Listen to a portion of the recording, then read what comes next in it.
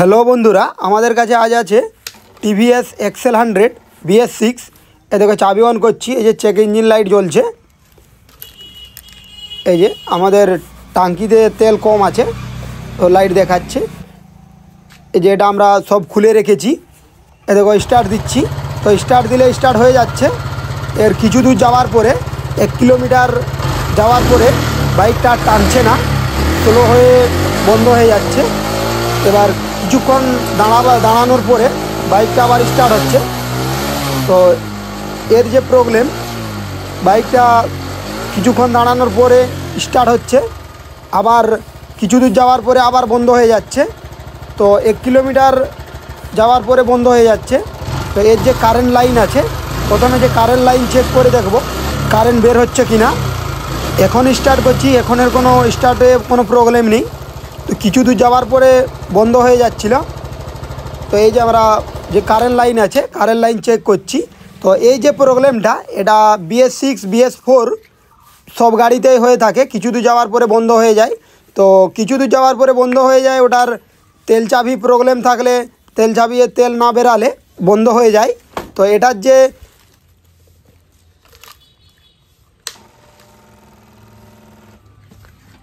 এই যে current line check করছি, এ দেখো লাইন বের হচ্ছে। এর লাইনের কোনো প্রবলেম নেই, বা বাইকটা ছুটানোর পরেও মানে যে সময়ে বন্ধ হয়ে যায় সে সময়ে কারেন্ট চেক করেছি, কারেন্ট কোনো প্রবলেম নেই, কারেন্ট বের হচ্ছে। এবার যে তেলের লাইন আছে, তেলের লাইন চেক করব। এর যে ফুয়েল পাম্প আছে, ফুয়েল পাম্প চেক করব যে আমাদের বাইক কিছু দূর যাওয়ার পরে বন্ধ হয়ে যাচ্ছে। তো এর যে BS4-এ যেরকম হয় যে তেল চাবির প্রবলেম হলে, তেল চাবিতে তেল না আসলে বন্ধ হয়ে যায়।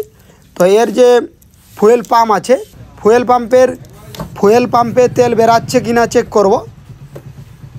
এ দেখো এই যে ফুয়েল পাম্পের যে ইঞ্জেক্টরের যে লাইন আছে, এই ইঞ্জেক্টরের লাইন খুলে দিলাম। এবার যে চেক করব যে ফুয়েল পাম্পের থেকে এ দেখো তেল বের হচ্ছে, ফুয়েল পাম্পের থেকে এটা তেল মারছে, তেল ফুয়েল পাম্পে প্রেসারও আছে।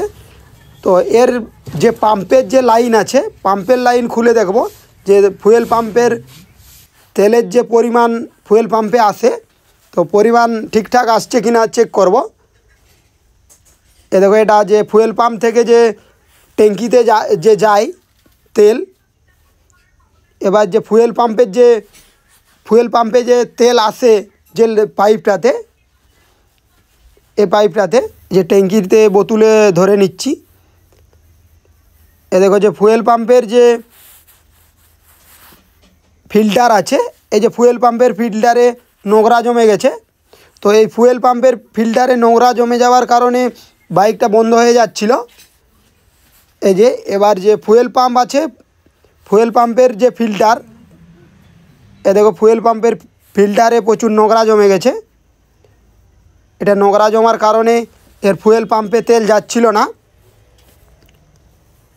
এই যে ফুয়েল পাম্পের যে ফিল্টার, তো এটা আমরা ওয়াশ করে নিয়েছি। এবার এটা লাগাচ্ছি যে আমাদের যে বাইকের যে প্রবলেম হচ্ছিল, তো প্রবলেম সলভ হয় কি না। তো চলো দেখে নিই। এই যে ফুয়েল পাম্পের ফিল্টার ওয়াশ করে লাগিয়ে নিলাম। এর যে কার্বোরেটরের যে প্রবলেম ছিল, যে এ দেখো যে BS4-এর যে প্রবলেমটা হচ্ছিল, মানে যে হয় সেরকমই এই BS6-এরও সেম প্রবলেম হচ্ছিল। তো এটারও ফিল্টার জাম হয়ে গেছিলো।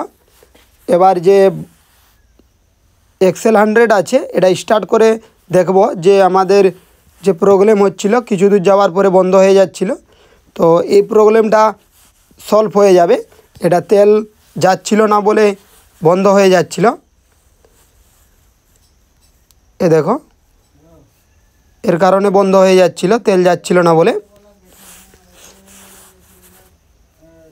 এই যে তেলটা ঢেলে নিচ্ছি, তেল ঢেলে এবার স্টার্ট করব।